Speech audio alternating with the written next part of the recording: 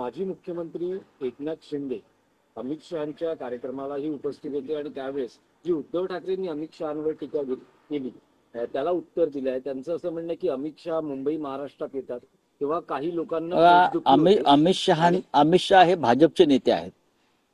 भाजपच्या नेत्यांवर टीका केली जे महाराष्ट्र लुटतायत म्हणून एकनाथ शिंदे जे स्वतःला शिवसेनेचे नेते समजतात त्यांना उत्तर द्यायची गरज नाही ना.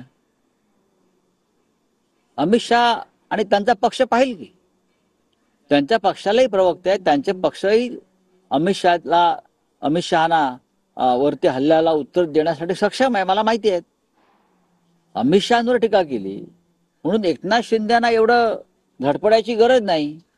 पण उद्धव ठाकरेंनी अमित शहांचा किस झाड की पत्ती असा उल्लेख केला होता. त्यावर शिंदे असं म्हणतात अमित शहा आहे असं वृक्ष आहे, जमाल गोटा आहे, भल्या भल्यांना ते बघूया जमाल गोटा ते नक्की कोणाला देत आहेत. एक दिवस हा जमाल गोटा एकनाथ शिंदे नाही मिळणार आहे. मी जे म्हणतोय की महाराष्ट्राला तिसरा उपमुख्यमंत्री मिळतोय हे तुम्हाला वारंवार जे सांगतोय हे शिंदेनाही माहिती आहे की महाराष्ट्राला तिसरा उपमुख्यमंत्री मिळतोय आणि तो शिंदेंचाच पक्षातला असणार. या जमाल गोट्याच्या गोष्टी आम्हाला सांगू नका. तुम्हाला ईडीचा जमाल गोटा अमित शहाने दिला म्हणून तुम्ही पक्षातनं फुटलात. जमाल गोटा काय असतो? ईडी आणि सीबीआय आमच्याकडे आला उद्या 2 तासासाठी, आम्ही या सगळ्यांना जमाल गोटे देऊ आणि 72 तास संडासात बसवू. हे जमाल गोटे आम्हाला सांगू नका तुम्ही. या ईडी आणि सीबीआयच्या गोळ्या आहेत जमाल गोट्याच्या. एकनाथ शिंदे आणि त्यांच्या लोकांनी दिली आहे ती गोळी म्हणून त्यांची पोपटपंची सुरू आहे अमित शहाच्या बाजूने. अमित शहा यांनी महाराष्ट्राच्या अस्मितेवर स्वाभिमानावरती आक्रमण केलेलं आहे.